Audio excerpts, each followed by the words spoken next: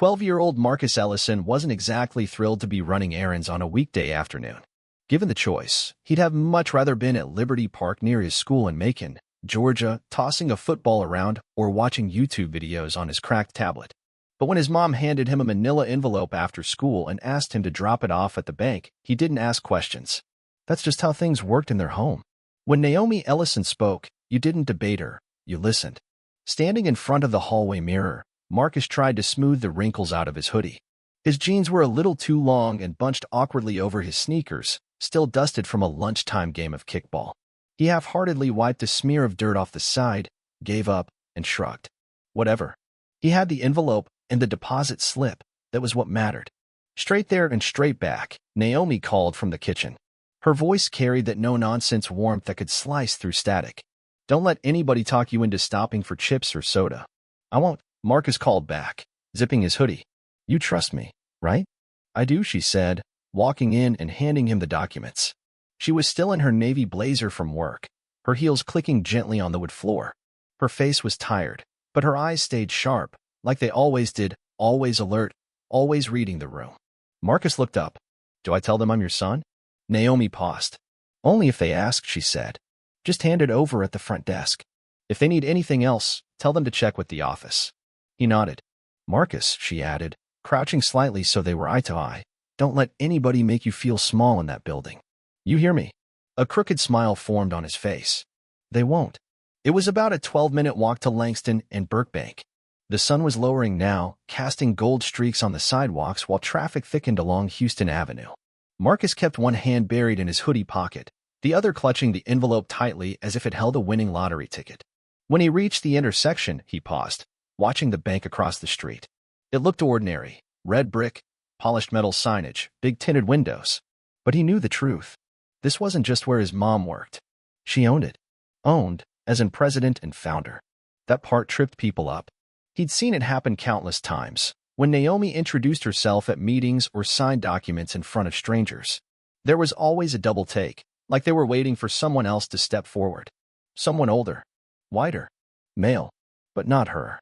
Not Naomi Ellison. A black woman from Augusta with a calm voice and a spine of steel. Inside, the air was crisp and smelled faintly of printer toner and cologne. Marcus joined the line behind a man in khakis. 3 tellers stood behind the counter, an older man, and 2 women. One at the far end was counting cash. The middle one tapped her nails absent-mindedly on the counter. The last one, closest to Marcus, was speaking to a customer while periodically glancing up with a look that said she'd rather be anywhere else. Marcus shifted on his feet, replaying his mother's words over and over. When the man in front of him stepped away, it was his turn. The teller, her name tag read Tricia, didn't even look up. She just said, "Next." He stepped forward and gently placed the envelope and slip on the counter. "Hi," he said. "I'm here on behalf of my mom, Naomi Ellison. She asked me to bring this in for her." Tricia finally looked at him, blinking once. Her lips twitched. "I'm sorry." "What?" she said. "I'm here for my mom," Marcus repeated, his voice steady. "She owns this bank." Something shifted in Tricia's face. Like her expression was caught between confusion and mockery. Then she let out a sharp laugh. "Oh, really?" she said. "And I'm Oprah." Marcus blinked. His ears burned, but he didn't move. He just stood there, frozen. And Tricia wasn't done. She leaned back in her chair and looked over at the teller next to her, shaking her head in feigned disbelief. "Y'all hear this?" she said loudly. "This kid says his mom owns the bank."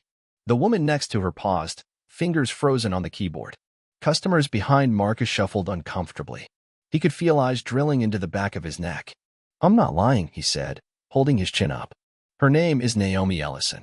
You can check." Tricia tilted her head. "You got ID? Bank paperwork? Anything?" He held up the envelope again. "She just asked me to drop this off." Tricia looked at the envelope and then back at him, incredulous. "And she just sends you in here alone, saying she owns the place?" Marcus clenched his jaw, his fists tightening at his sides. He hated the way she said you, like he didn't belong there, like kids like him weren't supposed to walk through those doors. "I'm doing what she asked me to do," he said. Tricia snorted. "Sure she did." Then, with a mocking smile, "Is she the janitor? Sweetheart? Maybe you got your wires crossed." Someone behind him chuckled. Marcus glanced back. A man in a windbreaker was shaking his head, smirking.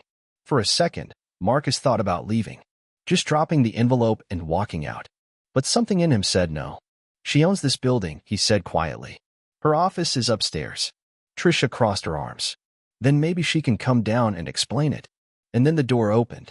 A quiet click behind the counter, followed by the soft sound of heels on tile. Naomi Ellison stepped through the frosted glass door without raising her voice, without a dramatic entrance. She didn't need one. Her presence did all the talking. She walked straight to the counter, placing a gentle hand on Marcus's shoulder. "Hey, baby," she said softly. Marcus exhaled. He hadn't even realized he'd been holding his breath. Naomi turned to Trisha. "Is there a problem with my son delivering my documents?" Trisha's mouth opened and closed like a fish gasping for air. Her eyes darted to the silver name tag pinned to Naomi's blazer, Naomi Ellison, president and founder. The color drained from her face. I didn't realize." "You didn't realize what?" Naomi asked, her tone still calm. "I thought maybe he was confused. People say things. I wasn't sure." "So instead of checking, you assumed," Naomi said, still quiet, but there was steel behind her words now. The entire room had gone silent. The tapping, the murmurs, even the hum of the fluorescent lights seemed louder now. "I didn't mean anything by it," Trisha said, barely above a whisper. Naomi tilted her head. "Didn't mean anything by what?" Trisha floundered. "I just thought he was confused." "Confused," Naomi repeated flatly. Marcus looked up at his mother. She hadn't raised her voice, but the air in the lobby was thick with tension. Even the man in the windbreaker had dropped his eyes and pretended to look at his phone. "I asked him to deliver confidential documents," Naomi said. "He followed my instructions to the letter. And for that, he was mocked, dismissed, and humiliated." Then, as if on cue, a man in a gray suit appeared, his brow furrowed, name tag reading Stephen Albright, branch manager. "I'm so sorry, Ms. Ellison," he said, his voice tight. "I just stepped out for a call. I didn't realize." "Well, now you do," Naomi said simply. Stephen turned to Trisha. "Trisha, can I speak with you in my office?" Trisha hesitated. Her face was flushed, her hands trembling. She nodded stiffly and followed him down the hallway. Naomi turned back to Marcus. "You okay?" she asked. He nodded. She placed her hand on his back. "Good." Then she looked at the line of customers. "Anyone else need help?" A woman a few spots back stepped forward. She looked to be in her 50s, holding a floral purse. "I just wanted to say I'm sorry," she said. "That shouldn't have happened." Naomi gave a small nod. "Thank you. I got kids," the woman added. "They shouldn't have to prove who they are just to walk into a room." Naomi didn't respond immediately. Instead, she looked at Marcus. "Let's go." Outside, as the streetlights began to flicker on, Marcus finally spoke. "Does that happen to you a lot?" Naomi took a few steps before answering. "More than I'd like." He kicked a pebble down the sidewalk. "So what now? Is she going to get fired?" "That's not up to me," she said. "I reported it.